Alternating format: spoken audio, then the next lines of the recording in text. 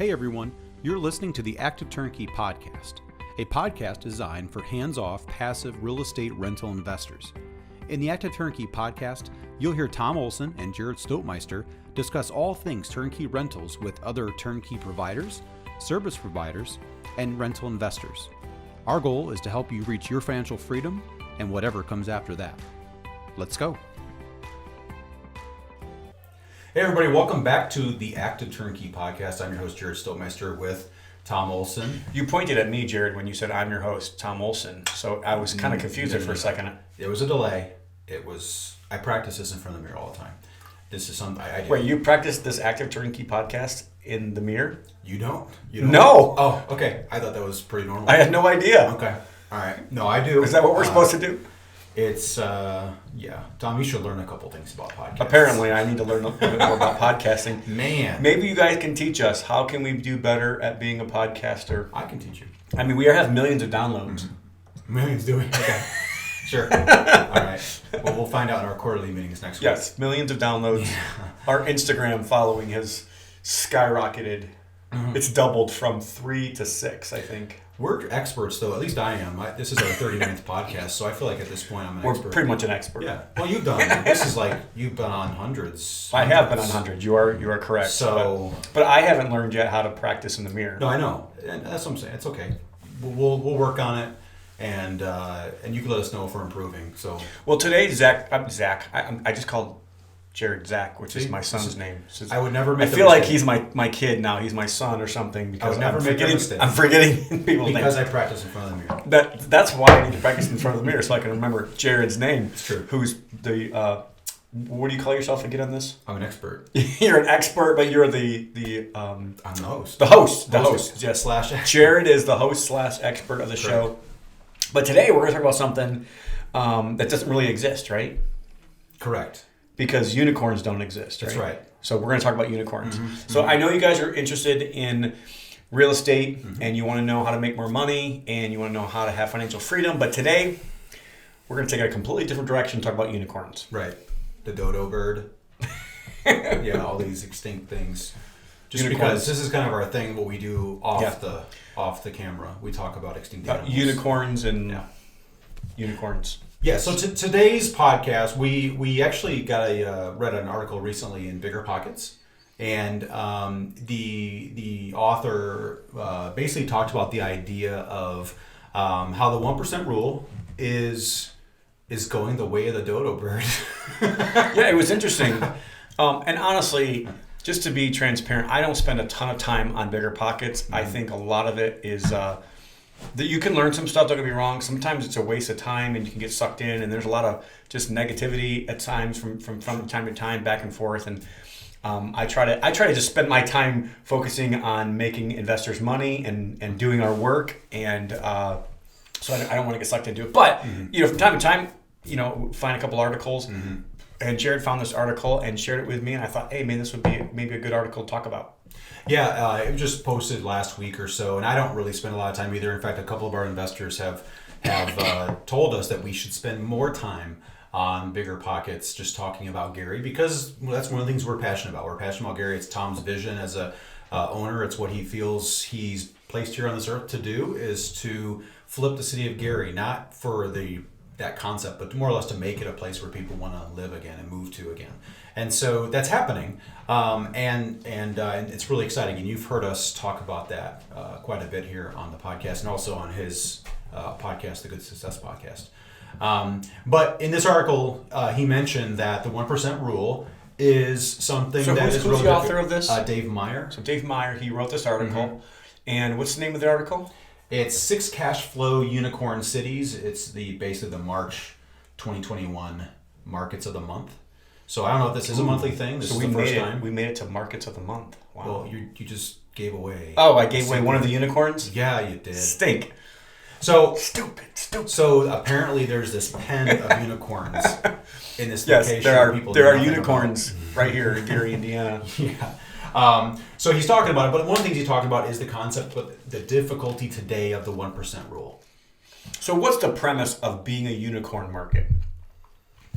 I would say that they are different than most, or they're basically So what's his definition in the article, though? I'm saying about Does he give what is like an actual unicorn? what does it mean to be a unicorn market? I think when I read Yes. it basically is saying markets that still produce a 1%, the 1% rule, right? Yeah, he says in the tech world they call companies that have unusually great performance unicorns, which is, he says, pretty dumb. But he just says it's companies that have unusual great performance. So I guess on this premise, if you have 6 cities that are unicorns, they have unusually good performances.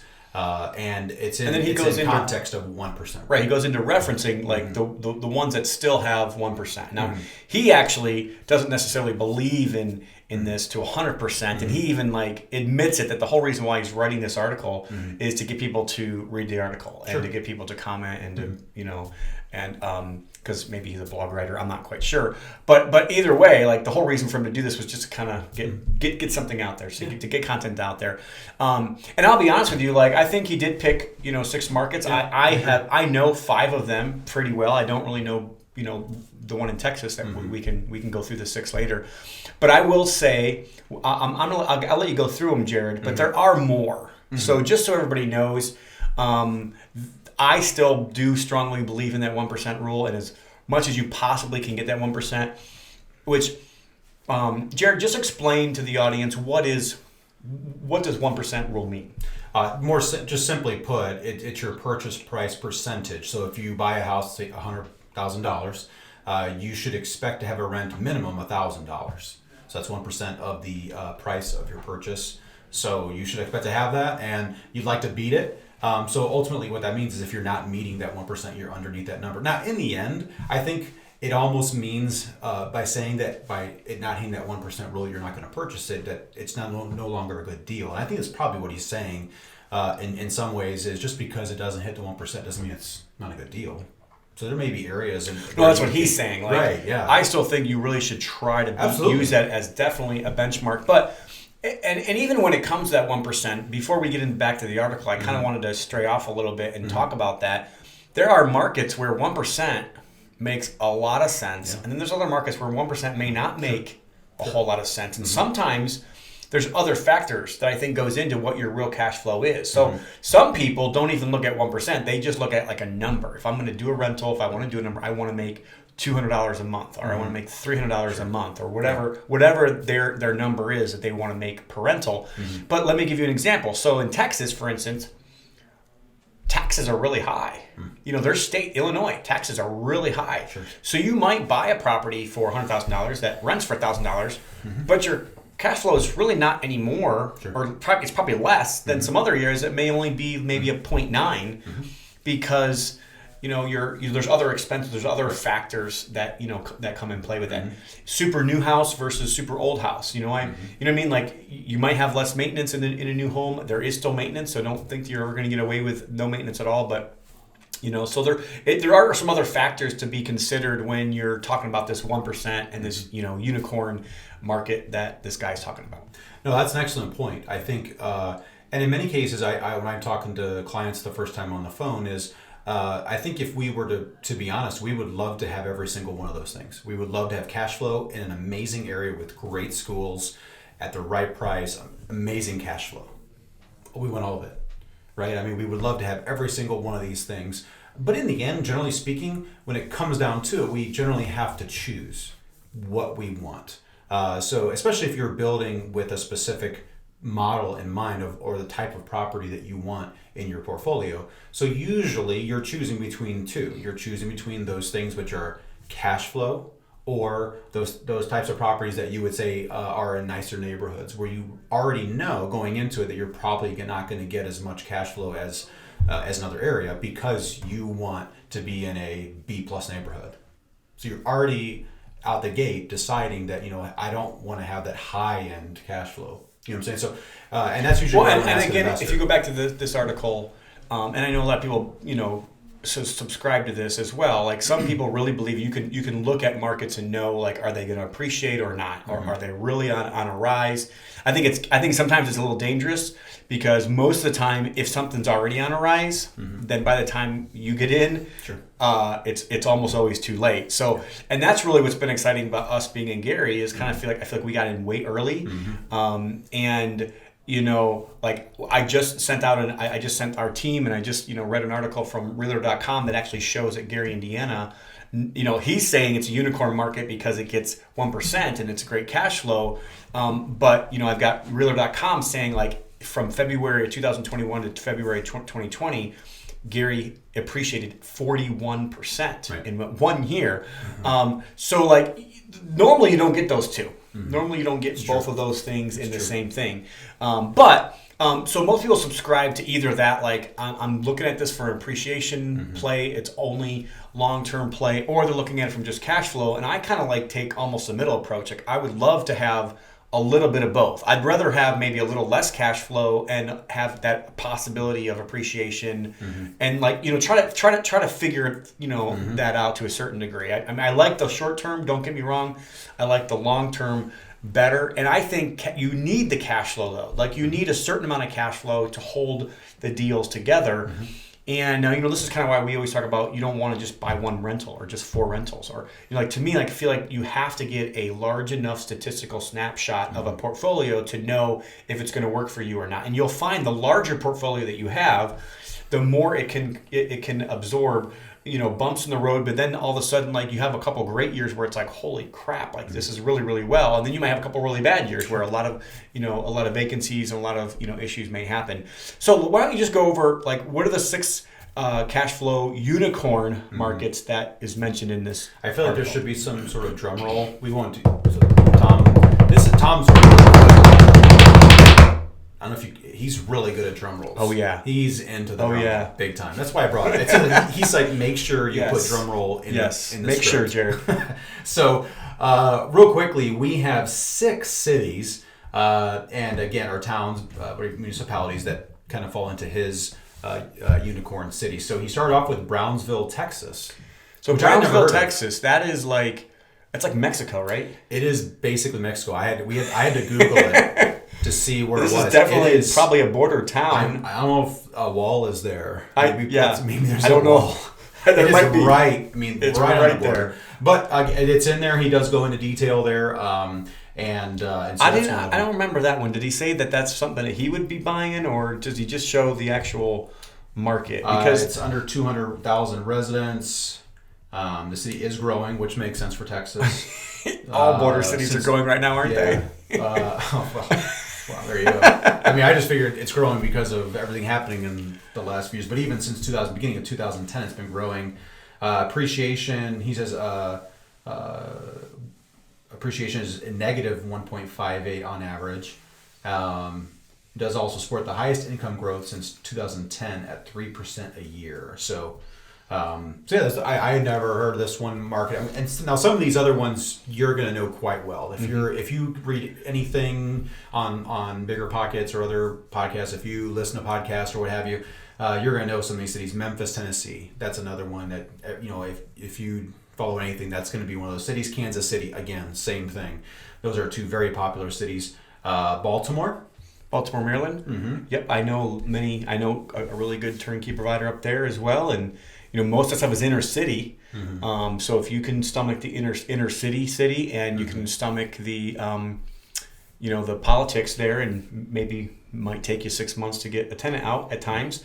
But like the cash flow is really amazing in Detroit. I mean, not in Detroit, in Baltimore. Well, Tom was looking. I caught Tom. Tom, you guys, you saw it. Tom was cheating. He looked at my screen, and you guys caught him.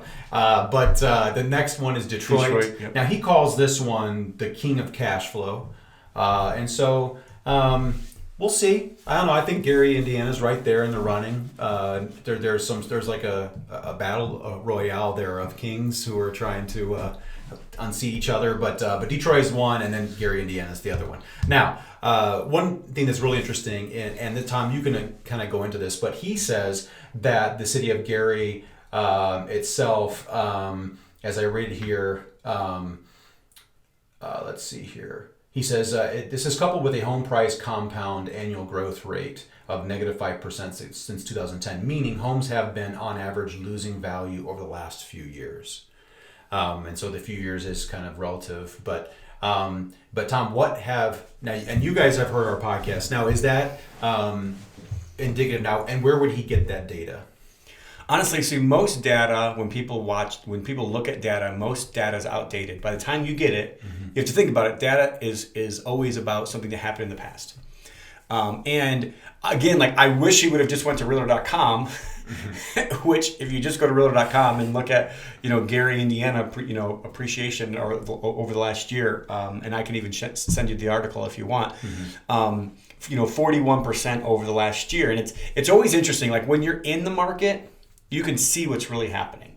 You can but as soon as you're outside the market and when you're trying to do research on a market, I think it's very hard sometimes. So I guess what I'm trying to say is I don't blame him for coming up with that, because if you would have looked, 2010 to 2018, I could probably say that those numbers, I'm not sure that they're going down, because I feel like they've really been down the whole time. True. They never really moved one way or the other. So I'm not sure it was necessarily negative, as far as value is concerned. But I can tell you over the last 2 or 3 years,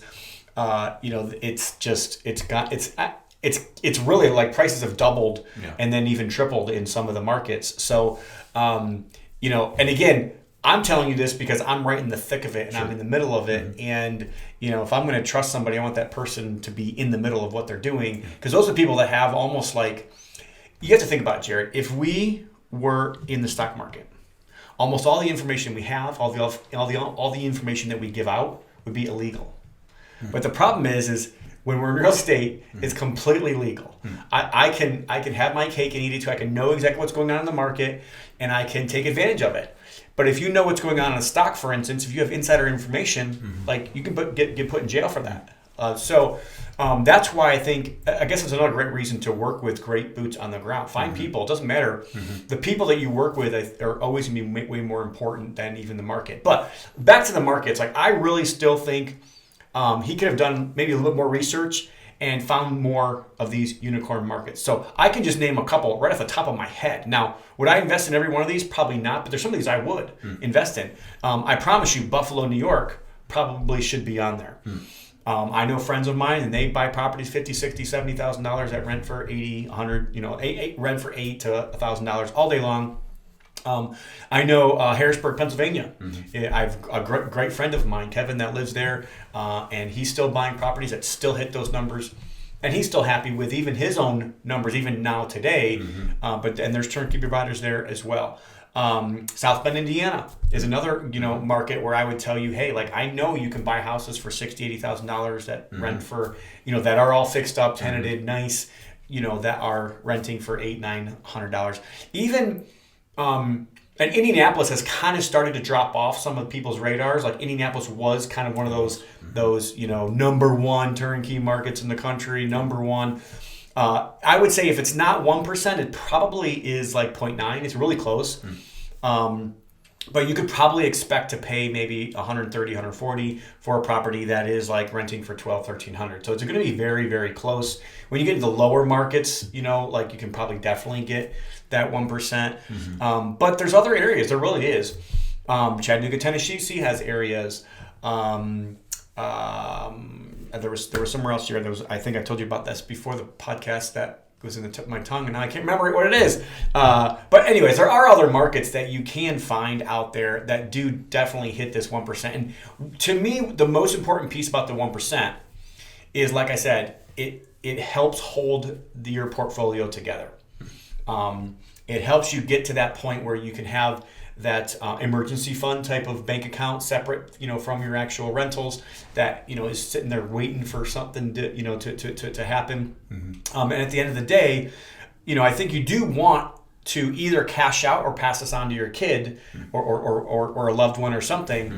So, I mean, I don't want to go down the whole premise of you only want cash flow. You never want to sell, because I think there are times in market cycles that you should consider exiting. So, but I think it was a pretty good article. Go read it for yourself and kind of just look at and look at other markets. Look at other places where you think you might be able to get this. I think one of our friends up in Wisconsin has another area that I was thinking about as well, that I know is kind of hitting these numbers still. So, now what does that mean? I actually think this might be a thing of the past at some point. I mean, this guy's saying it's almost a thing of the past now. I don't think it's almost a thing of the past now. I think for the next 3-5 years, you should still be trying to find these numbers. Mm-hmm. If you at all possibly can, Sure. try to get that 1%. But like, you have to really understand, like, look at what would happen if all those houses that are now $100,000 houses were to be worth $200,000. I bet you that those rents aren't gonna, drastically increase as fast as the prices of the houses are. Just look at areas like California. So when that does happen, which I believe is almost inevitable right now, when that does happen, those markets no longer are going to be available. I don't really know what action step to take or what to tell everybody to do. Just kind of know that in the back of your head that if you're getting great deals right now that are 1% and that are good managed, like, just be happy with them and take advantage of them because like he says, there's not very many of those markets here. Yeah, he did mention, like Tom, you mentioned about boots in the ground, and my response in the article, I told him it was a great article because it creates conversation, and these are cities that do provide that, and we know that this is a difficult thing in some places to provide. That's why you see providers go into different cities to find more opportunities. But one thing I did mention is exactly what you said: boots on the ground. So my challenge to the people is, we're here, we work, and we know the numbers, and we could tell you that. But I can see it being difficult for people to just take our word for it. In many cases, that don't know us and don't trust somebody they don't know. So I challenged them in the comments to just reach out to a local agent and verify what's happening in the market. They can tell you, and I mean, it should be pretty simple. They can pull that kind of data pretty quickly and show you what's happening in the market. And so now, interestingly, though, I did have an investor reach out to me recently, and kind of been tying into this discussion is the idea of deal flow and opportunities. And trying to find stuff that fits at that 1%. And so we have had situations recently where several of our buyers have missed out on deals where maybe they wanted it, kind of like what we talked about in recent podcasts. And so one of them asked me, plain and simple, how come guys are so quick to pull the trigger when they see a deal right off the bat? Like, again, I gave some scenarios that we've sold, several last few houses within about an hour of sending it out. And he asked me, how are guys doing? Why are guys so quick? And so a couple things from that I was able to help him with. Well, first of all, he's a local guy, right? He's local. So, and this is the problem. The problem is when you are in one of these markets, like you grew up in this, and you don't understand anything different. But when you like me, I've traveled the country for the last 10 years, really, and I've seen other markets, East Coast, West Coast, North, South, and it's like we're spoiled. Yep. That's what I told him. we don't even realize how spoiled we are until we go to just go to a normal market. I'm not even talking like New York City. I'm not talking like LA. I'm not talking Miami. I'm talking a normal market like a Richmond, Virginia. Like Richmond is not considered a big city, so to speak, like Chicago. It's not really considered anything that's over the top. But there's no way you'd hit these numbers in Richmond, Virginia. The same houses that are here would be probably at least 170 to 200% what they are here. And I mean, I've been to houses and they were like, this is a $450,000 house. I'm like, oh wow, my market, it would be like 225 or 250. And then don't even think about California. Sure. I mean, I was with some friends out in the Sacramento, California area, and it was like a 1,700 square foot house that he sold for $850 cash. And I'm like, whoa, that'd be like a 250 house here. We take a cash deal here. Seriously, if you want to buy my houses out here that are 1,700 square feet for $850 cash, I will accept it 100% of the time. For you. But that's really partly the reason, because if you live in that type of market where like a 1,700 square foot house costs $850,000, and you can buy a 1,700 square foot house over here for $80,000 that rents for $1,100. The numbers are good enough. Does that make sense? So like at the end of the day, I think that's partly what he's kind of trying to say a little bit. Sure. Is if you're really after cash flow, like go find those markets. As soon as you find the markets, as soon as you find the boots on the ground, I mean, if you think about the long haul, and that's what most people, really forget about when it comes to rentals, because they don't stay in the game long enough. But if you think about this over a 20-year period of time, what's going to happen? Rents are going to go up. And your mortgage is going to keep paying down, and and not only that, your wealth build is going to start multiplying as well, because after year 7, year 8, the equity pay down just starts going up and up and up so fast. But anyways, I know we've got a couple podcasts coming up. I'm really excited about one that we're going to talk about how to pay down your mortgages really fast. Yep. And I'm actually doing this in my own personal house right now as well. I'm really excited about that. But I don't know.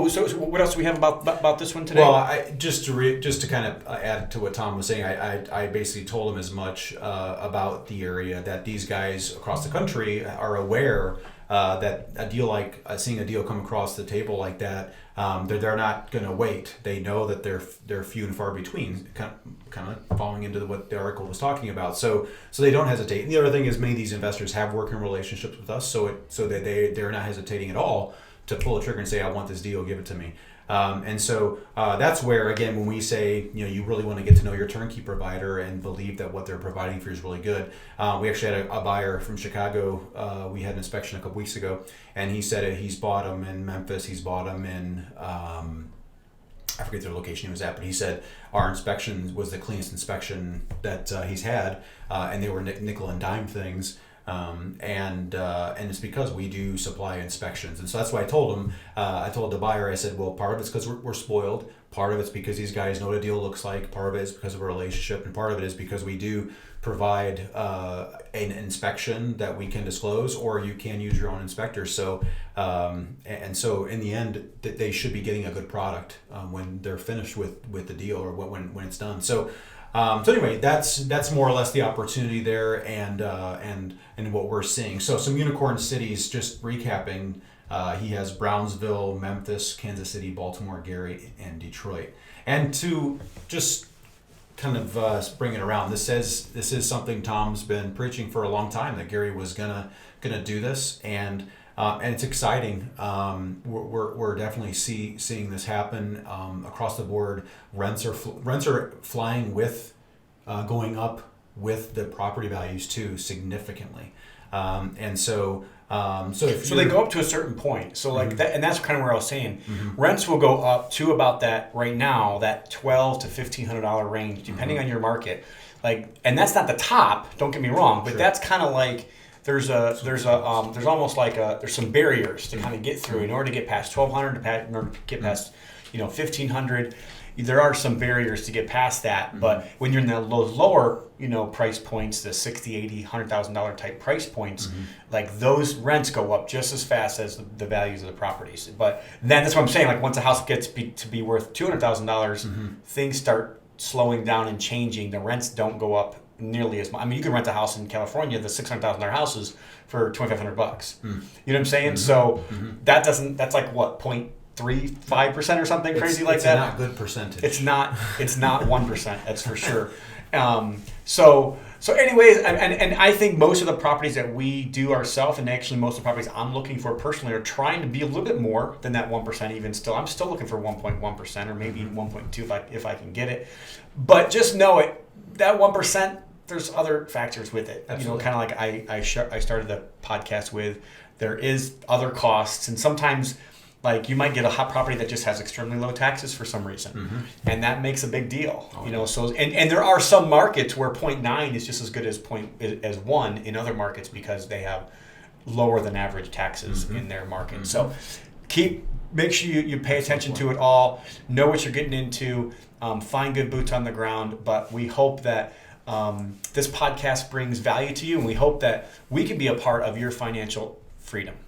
We will be sharing this article in the notes there, so you can pull up this article if you'd like to read it. I think it was really good. Thank Dave for writing it. And also we were going to share a link as well to Tom's what he mentioned about the If you read the article, I actually did respond to the article and put the link in my response, so you can go there as well. Sure. So thank you for joining us on this podcast. Don't forget, we do build rental portfolios for investors. So if you're interested in getting started or you're looking to get into a new market, you can go to our website, buyolsongroup.com, or you can go and email me at jarrod@buyolsongroup.com, and we can set up an appointment, a phone call, and discuss different things, possibly get you in the market, have you take a look at what's going on here, and get you started on a portfolio. So That's awesome. That's it for today. I do have You got one more? quick announcement. Uh-oh, here we go. I recorded the Active Turnkey podcast on audio this week. So within the next couple months, it might be available. The Active Turnkey book. Yes. Book, okay, gotcha. Yes, but I you did. recorded the audio for it, so we will have the audio book for it. So it's pretty exciting. For the you audio listeners, and I mean people that are listening to the podcast right now are probably listening for audio. It's true. Maybe. So It's true. I just wanted to throw that out most of there. you. Or maybe we'll throw that on our website as the free giveaway. Right now, I think we have the free ebook that you can get if you sign up for our list. But maybe in the future we'll be able to do the free audiobook. We also have a buyer's guide being created that's going to be rolled out here that'd be exciting soon. too. It's currently in. We got through the copy and through proofreading, and now it's going into design. So that should be rolling out here too. And so it's more or less kind of goes through the gamut of what we provide. And so that's something else we're looking forward to sending out to you guys here shortly.